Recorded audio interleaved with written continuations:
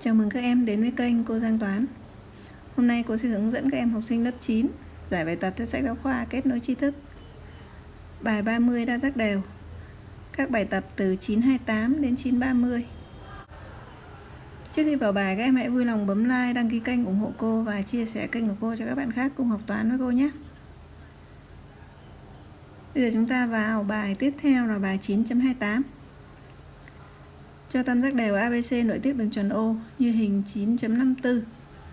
Phép quay ngược chiều 60 độ, tâm O biến các điểm A, B, C lần lượt thành các điểm D, E, F. Chứng minh rằng ADB, ECF là một lục giác đều. Ta đi phân tích vào phần giải bài toán.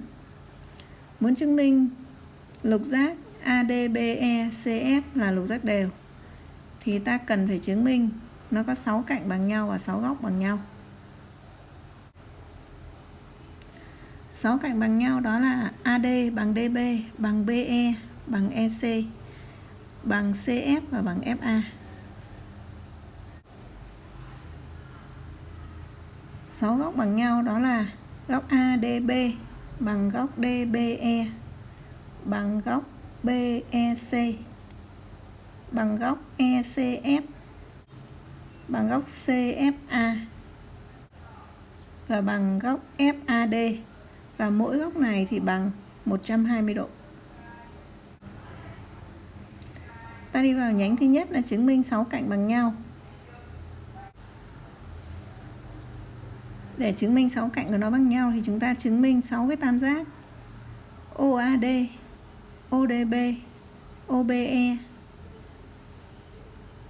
EOC, COF và FOA là 6 cái tam giác đều. Thì muốn chứng minh một tam giác ở trong bài toán này là tam giác đều thì ta chứng minh nó là một tam giác cân có một góc bằng 60 độ.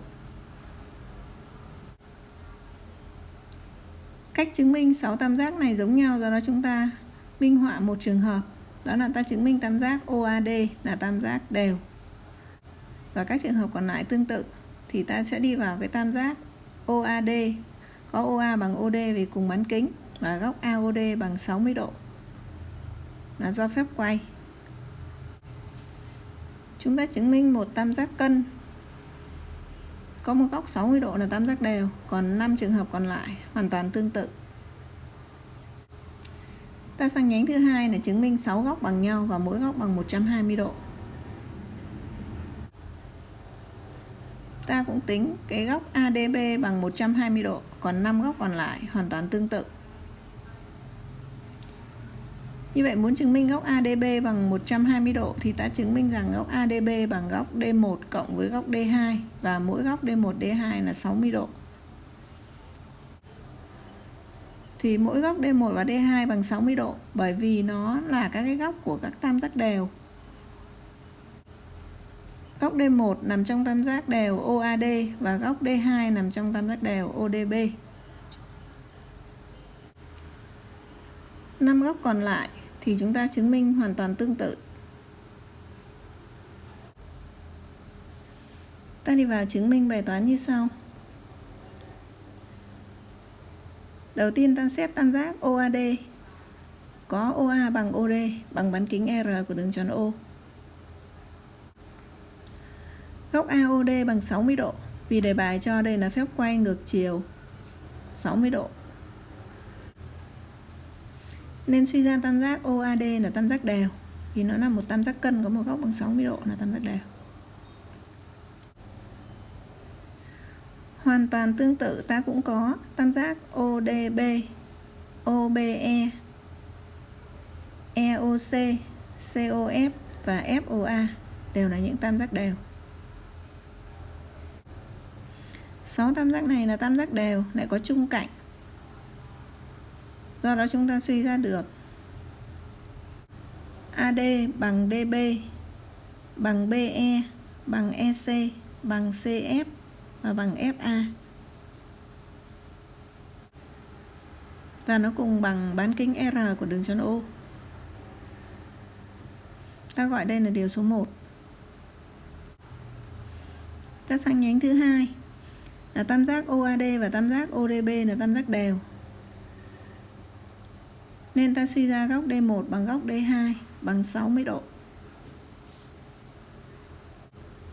Từ đó ta suy ra góc ADB bằng góc D1 cộng với góc D2 bằng 60 độ cộng 60 độ bằng 120 độ.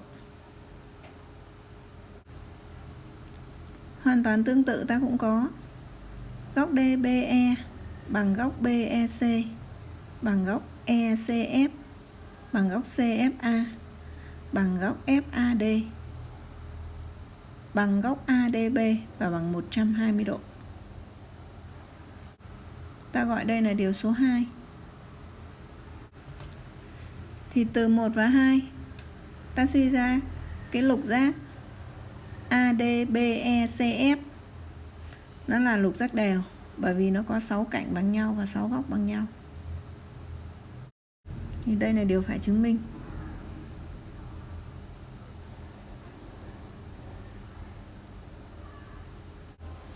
Ta sang bài 9.29. Liệt kê 5 phép quay giữ nguyên một ngũ giác đều nội tiếp một đường tròn tâm O.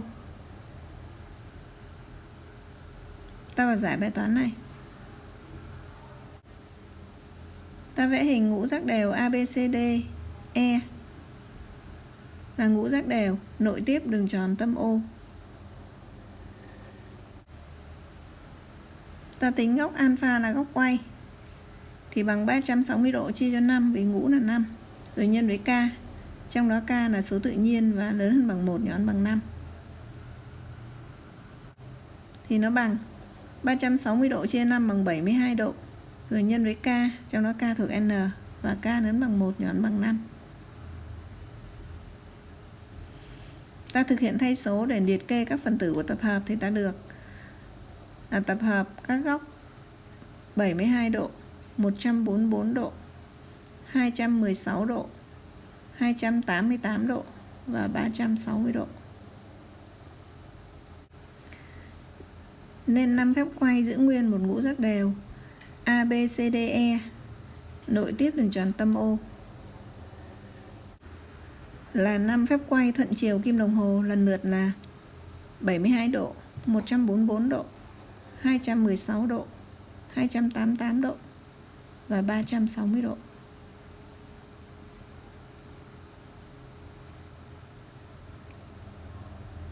Chúng ta sang bài 9.30. Cho vòng quay mặt trời gồm 8 cabin như hình 9.55. Hỏi để cabin A di chuyển đến vị trí cao nhất thì vòng quay phải quay thuận chiều kim đồng hồ quanh tâm bao nhiêu độ? Chúng ta có thể xem hình vẽ để bài cho và vẽ lại hình. Ta đi vào giải bài toán như sau. Theo hình vẽ bên thì ta có 8 cabin được lắp vào 8 vị trí. 8 vị trí đó chính là 8 đỉnh của một bát giác đều. Chúng ta đặt tên là A, B, C, D, E, F, G, H. Thì bát giác đều này nội tiếp đường tròn tâm O. Đề bài cho nó là vòng quay mặt trời. Mỗi cung nhỏ trên đường tròn O được giới hạn bởi 2 cabin liên tiếp. Nên ta đi tính số đo các cung này. Thì số đo cung AB bằng số đo cung BC bằng số đo cung CD bằng số đo cung DE bằng số đo cung EF bằng số đo cung FG bằng số đo cung GH và bằng số đo cung HA. Thì nó bằng cả đường tròn là 360 độ chia cho 8 cung thì kết quả bằng 45 độ. Khi cabin A di chuyển theo vòng quay phải, quay thuận chiều kim đồng hồ, quanh tâm O đến vị trí cao nhất là D, thì lúc này góc quay là góc AOD. Góc AOD là góc ở tâm, vậy bằng số đo cung ABCD bằng 3 nhân với 45 độ và kết quả bằng 135 độ.